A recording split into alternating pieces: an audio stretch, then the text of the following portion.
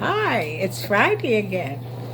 Today is Friday the 5th, and we're coming to the end of a week-long celebration of the 243rd anniversary of the United States of America. I've heard a number of words. It was as if it was raining words to describe this holiday and how it began. But first, I want to call your attention to these words: life, liberty, and the pursuit of happiness. First, let's take a look at life. Well, it has different meaning to the medical community, to the scientific community, and psychologists. But for today, let's describe life as that time period between our birth and our death. It's about our existence, life here, of our being here on earth. Liberty, the indication that one is free from constraints, from confinement, from restraints, as well as servitude and forced labor. And the phrase, the pursuit of happiness. What does that mean to you? Think about it for a minute. Are you in pursuit of good health? That's definitely something we have to have. But we seek out more than just our basic needs of food, shelter, and clothing. We want to ensure that we have good health, mental, physically. We go to our family doctors, our primary care physicians. We go to the dentist. We go to the podiatrist. There is a doctor for almost every part of our body, and we want to keep that healthy. For some of us, the pursuit of happiness means our status in the community, our status in our state, maybe even in the nation. We seek economic stability and growth, educational and knowledge, stability in our families, in our relationship with our friends, and much, much more. And then there's that other word that I've heard a lot of this week: freedom. What does freedom mean? Well, if you look it up or if you Google it, you'll get a multitude of meanings. But let's just say that freedom is a liberation from oppression.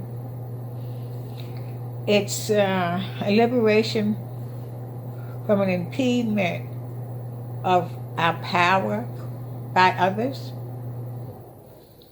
So, those are words that I want you to think about.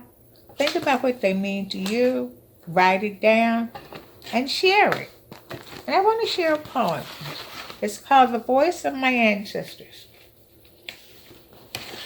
Oops, open the wrong page.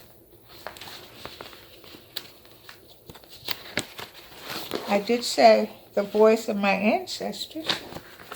Had it. Oh, here it is. I get confused. I keep a lot of papers around. I shouldn't do that. I stood at the gates of Cedar Park Farm, knowing that the farm was once a plantation, where many of my ancestors were born, lived, worked, and died. I felt the presence of their spirit as I was standing there. I heard their voices cry out. Our lives taken, destroyed. A life of bondage we had, paid the price for the freedom you enjoyed. Stood at the gates of Cedar Park Farm, knowing that the farm was once a plantation, listening to the voice of my ancestors whisper, keep going. Do the things that we could not. Learn as much as you can. Read whenever possible. Write about life's journey. Travel to places unknown. Never forget the strength and endurance of those who lived before you. Stood at the gates of Cedar Park Farm, felt the presence of my ancestor spirit, their pain, their grief, their fear, their secret moments of joy and laughter, their dreams of freedom, knew that the soil had absorbed much more than their blood, sweat, and tears.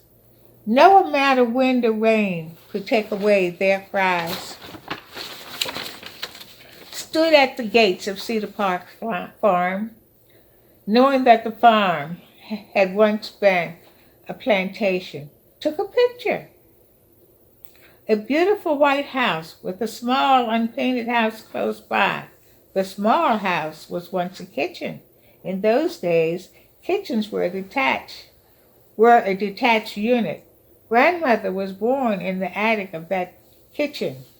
Her mother and grandmother were cooks. They seemed to smell the food cooking still as it traveled with the wind.